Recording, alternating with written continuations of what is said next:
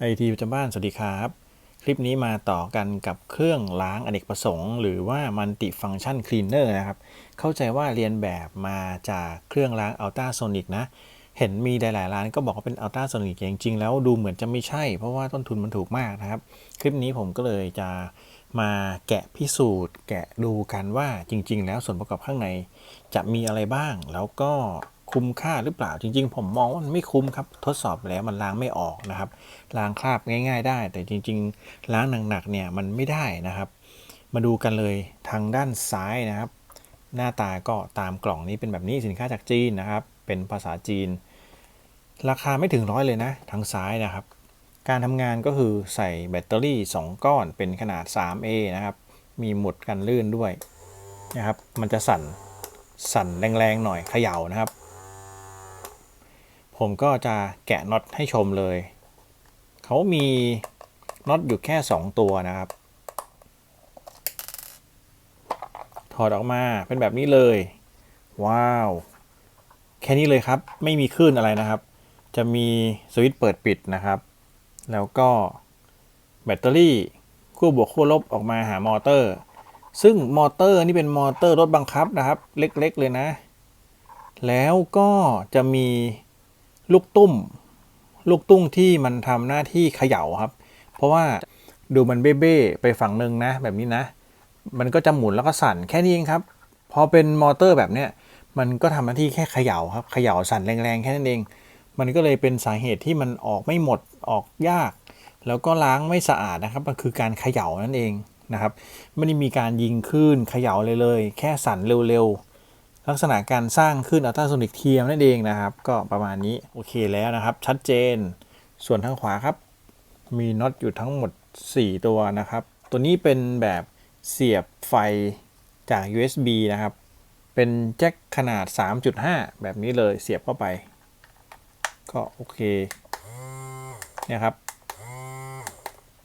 มาดูกันว่าข้างในจะเหมือนตัวทางซ้ายหรือเปล่านะครับตัวนี้ต้องใช้ไขควงยาวนะครับเพราะว่ามันรู้สึกว่าน็อตมันอยู่ลึกมาก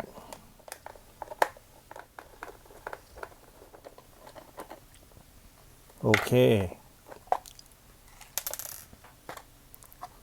เช่นเดียวกันครับด้านในนะครับด้านในประกอบไปด้วย1แจ็คนำไฟมาแล้วก็ตัวนี้เป็นบอร์ดครับบอร์ดเอาไว้กดแตะแค่นั้นเองครับบอร์ดไม่ได้มีหน้าที่อะไรพิเศษนะครับปกติแล้วไฟเข้ามาที่สายเหลืองแดงไปที่ชาร์จแบตเตอรี่นะครับแบตเตอรี่ตัวนี้แบตเตอรี่ราคาถูกนะโอ้ดูเหนียวอยู่เลยแล้วก็เวลาเราเปิดนะครับพอตอนที่เราเปิดเนี่ยกดแก๊กเข้าไปเขาจะทำหน้าที่ปล่อยไฟมาหามอเตอร์มอเตอร์แบบเดียวกันเลยครับมอเตอร์ก็แค่ทำหน้าที่เขย่าครับเนี่ยเขย่าให้มันมีแรงสั่นสะเทือนเยอะหน่อยดูคล้ายอัลตราโซนิกแต่จริงๆมันก็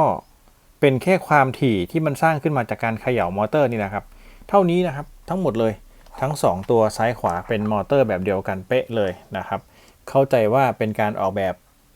จากช่างเทคนิคนะครับเอนจิเนียร์ออกแบบมา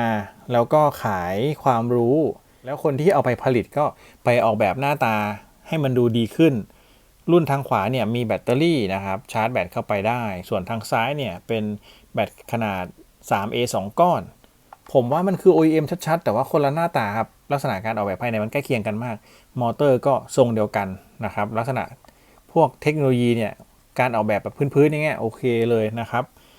เอามาหลอกขายนั่นเองสินค้าจีนมาแบบนี้ก็รู้สึกว่าของราคาถูกออกมาให้พอใช้ได้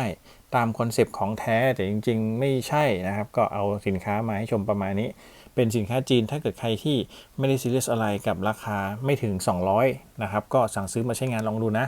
ตัวทางซ้ายเนี่ยไม่ถึง100นะครับก็รู้สึกว่าจะอยู่ประมาณ80-90 บาทส่วนตัวทางขวาเนี่ยประมาณ200 บาทนะครับก็ลองดูเพราะว่าตัวทางขวาเนี่ยมันชาร์จแบตได้